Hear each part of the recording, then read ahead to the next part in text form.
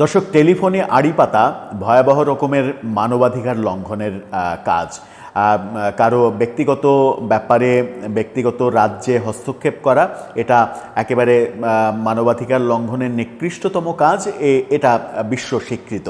সেই টেলিফোনে আড়ি পাতা নিয়েই বাংলাদেশে গত কয়েক বছর ধরে নানা রকমের কথা চলছে, সমালোচনা রয়েছে। বিগত সরকার টেলিফোনে আড়ি পাতার জন্যই বিভিন্ন সরঞ্জামাদি কেনার পেছনে কোটি কোটি ডলার ব্যয় করেছে, ইনভেস্ট করেছে, এবং সেগুলো বেশিরভাগ ক্ষেত্রেই বিরোধী দলের উপরে প্রয়োগ করা হয়েছে, এরকম সমালোচনা রয়েছে। এরকম সমালোচনা যখন ছিল, তখন বিবিসি একটা মারাত্মক চাঞ্চল্যকর তথ্য সামনে নিয়ে এসেছে এবং প্রশ্ন উত্থাপন করেছে যে টেলিফোনে আড়ি পাতা এই কাজটা বর্তমান সরকারও করছে কিনা।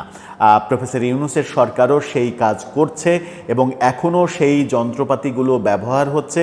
এখনও টেলিফোনে আড়ি পাতার মাধ্যমে বহুজনের বহু প্রাইভেসি জায়গায় হস্তক্ষেপ করা হচ্ছে, এমন অভিযোগ করছে বিবিসি বাংলা। কি বলতে চাইলো তারা, একটু বুঝে ওঠার চেষ্টা করবে এই ভিডিওতে। থাকবেন পলিটিক্স টিভির নিয়মিত আয়োজনে।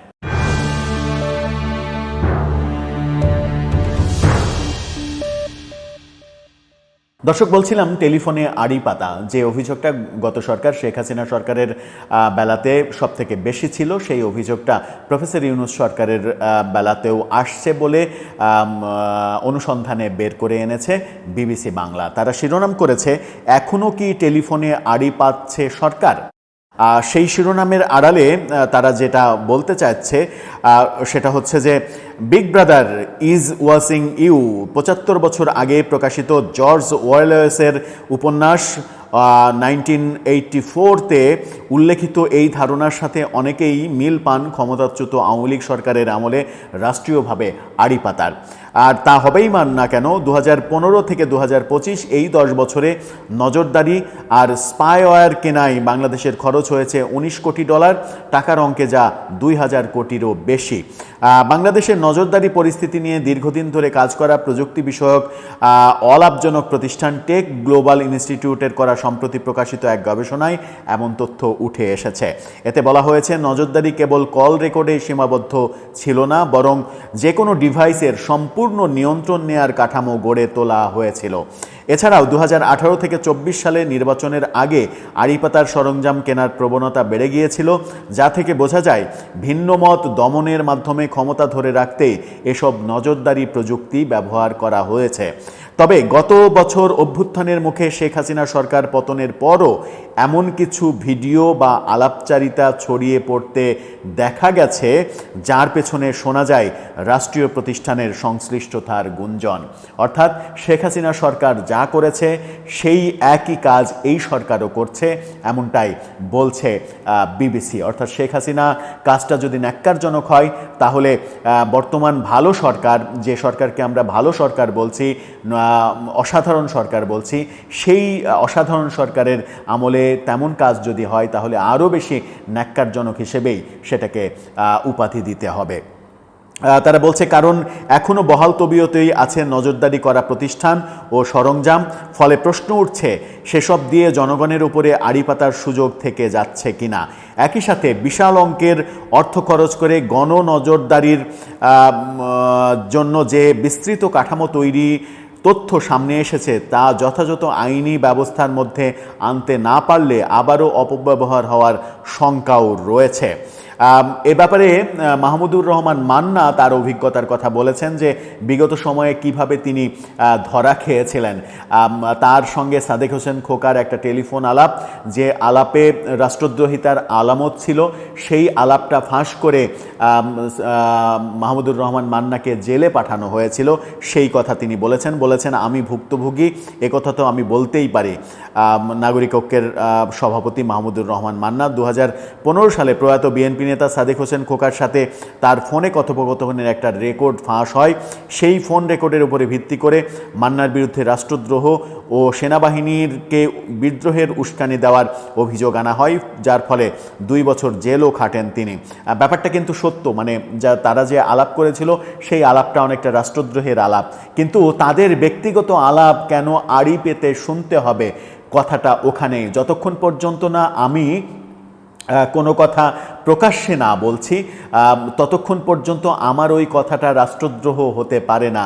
হ্যাঁ, এটা হতে পারে যে গোয়েন্দা নজরদারির মাধ্যমে রাষ্ট্রদ্রোহের ষড়যন্ত্র হচ্ছে, ষড়যন্ত্রের তথ্য প্রমাণ পাওয়া গেলে সেগুলো হতে পারে, কিন্তু টেলিফোনে আড়ি পাতা এই ব্যাপারটা প্রচণ্ডভাবে সমালোচিত হয়েছিল সেই সময়।